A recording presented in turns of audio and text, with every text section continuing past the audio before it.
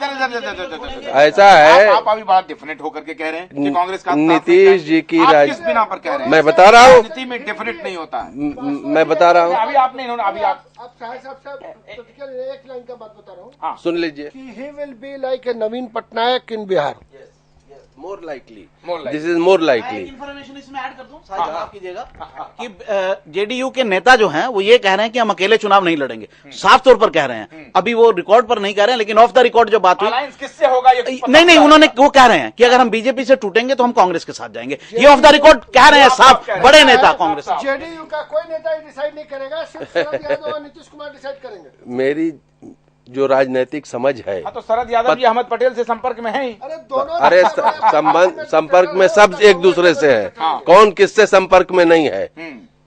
भारतीय राजनीति पटल में सब एक दूसरे के। सुनिए, खुल करके होने लगा कि कांग्रेस के साथ जाएंगे। नीतीश कुमार की पूरी धरती एंटी कांग्रेसिज्म पे है। लालू यादव की पूरी धरती एंटी कांग्रेसिज्म पर थी, रामविलास पासवान की थी। सभी कांग्रेस के गोद में जाकर के बैठे। प्रेसिडेंट यही है।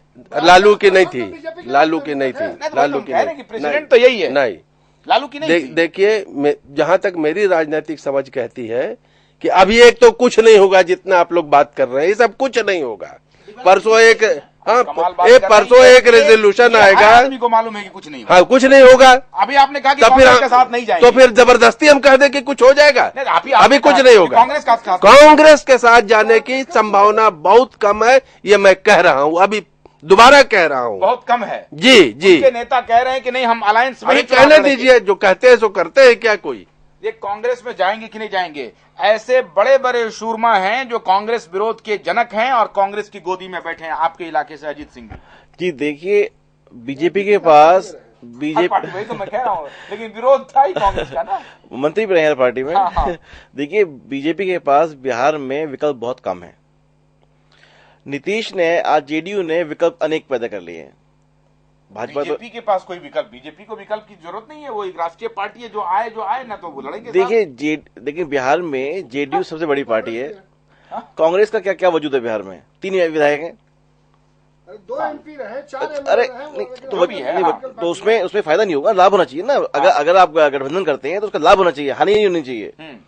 तो अब ऐसी परिस्थिति में, और जब ये अधिकार रैली हुई थी, जब प्रधानमंत्री ने तारीफ करी नीतीश जी की, और कमलनाथ जी ने तारीफ कर दी, दिग्विजय सिंह भी तारीफ करने लगे, चिदम्बरम उनसे मीटिंग करने लगे, दिल्ली आने की होड़ लग गई, दिल्ली आने की होड़ लग गई, बार दिल्ली आ रहे हैं। ये जब से ये मुहिम चली हुई है। और बिहार को स्पेशल पैकेज का, जो विशेष पैकेज का दर्जा दिलाने की बात चल रही है, उसके पीछे कांग्रेस ने एक रोड मैप तैयार कर लिया है कि अब नीतीश को आगे फ्रंट पे रख के बीजेपी को डिस्टर्ब कर रहे हैं। शक्ति जी, पूछूं या आप शुरू हो जाएंगे? नहीं, शुरू होने की बात नहीं है। मतलब यहाँ पे मैं एक चीज कहना चाहता हूँ कि राजनीति का सिद्धांत, भारतीय राजनीति का जो सिद्धांत तो खत्म हो नहीं, लेकिन नेता जो हैं, भारतीय राजनीति में जो शीर्ष के नेता हैं, वो राजनीतिक सिद्धांत को आड़े रख, मैंने ढाल बनाकर इस देश की जनता को बेवकूफ बना रहे हैं। आप ब्रेक पे जाइए। कल भी आपने कहा था ब्रेक पर जाएं। हाँ, ब्रेक पे जाइए, उसके बाद इस पर चर्चा होगी।